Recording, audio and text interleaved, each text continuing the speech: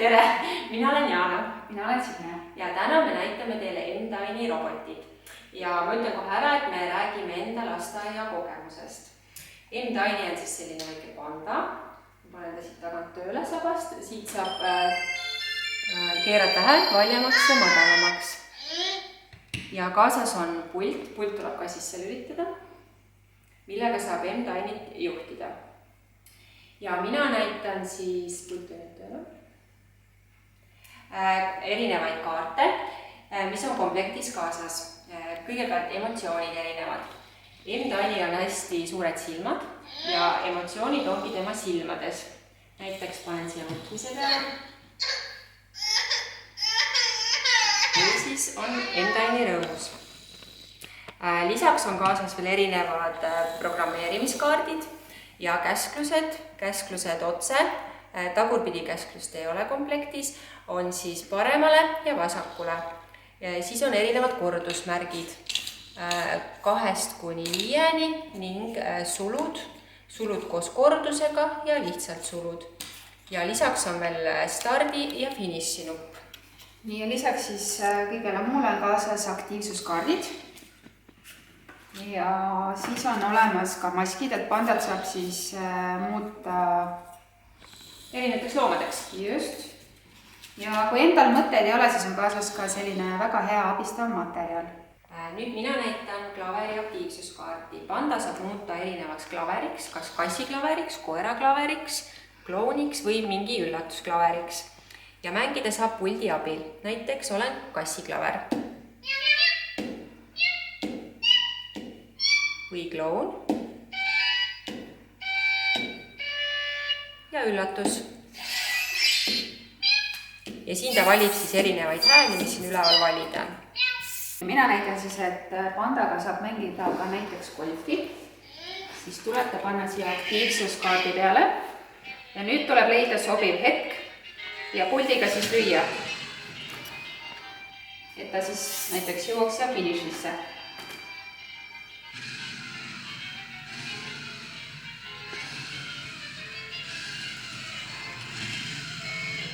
Seekord ei jõudnud. Läks mööda. Nüüd me näitame, kuidas on võimalik isikupärastada kaasas olevate vahenditega M-Tinyt. Et võimalik on robot muuta tibuks, koeraks ja kassiks ja meie oleme teinud kassi.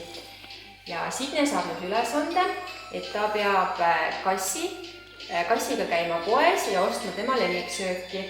Et mis lemmiksöök on kassil? No kassid armastavad ikka kala. Ja Signe proovib juhtida puldiga.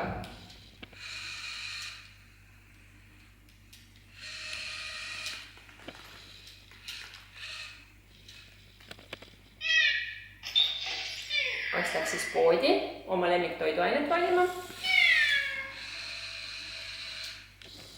Ja jõudis kalani, mis talle maitses.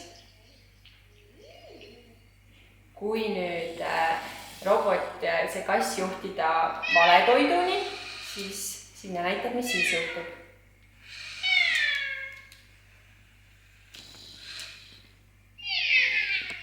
Ehk siis, kui on valetoit, siis ta näitab seda oma silmadega kohe välja.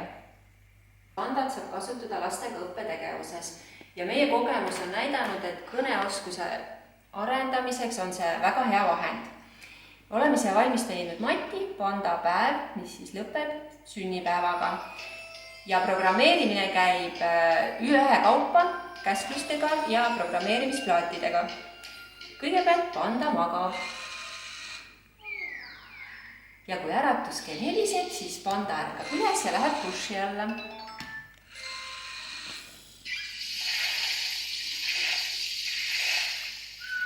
Kui on ennast puhtaks pestud, on hea minna hommikust sööma ja panda lemmiksöögiks on bambus.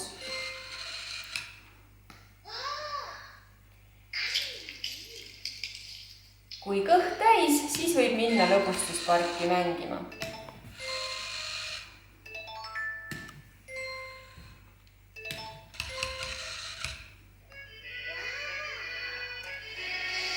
Lõbustuspargis sai panda kokku teiste sõpradega, kellega nad nüüd koos suunduvad sünnipäevatorti sööma.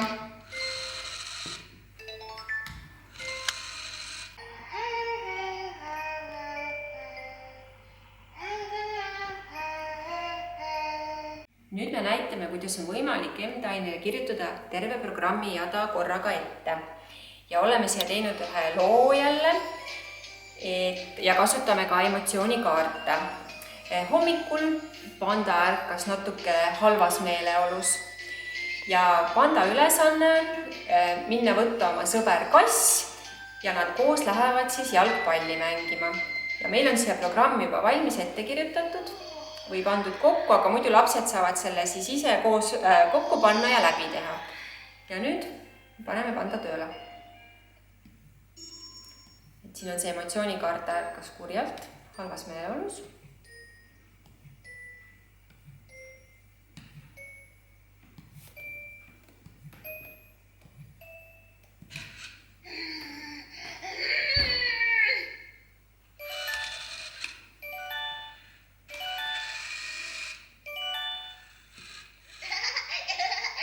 Sai sõbraga kokku ja meeleolu läks kohe paremaks ja nüüd nad koos suunduvad jalgpalli mängima.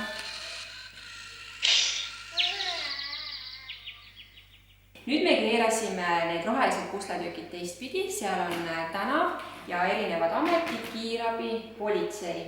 Meie oleme valmis teinud siia politsei ülesanded, mis on olemas ka raamatus, on toimunud vargus ja Panda on politseinik, kes läheb siis sündmuspaigale.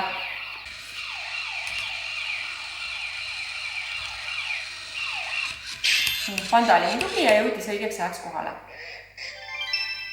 Nüüd me näitame kahte võimalust, kuidas on võimalik kirjutada programmi nii, et on kasutatud sulgusid.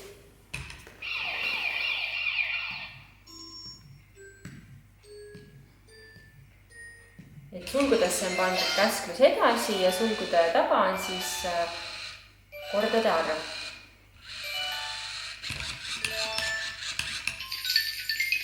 Nüüd me oleme kirjutanud programmi, kus kasutame kollast kordusmärki, ehk siis Panda teeb etteantud programmi 4 korda.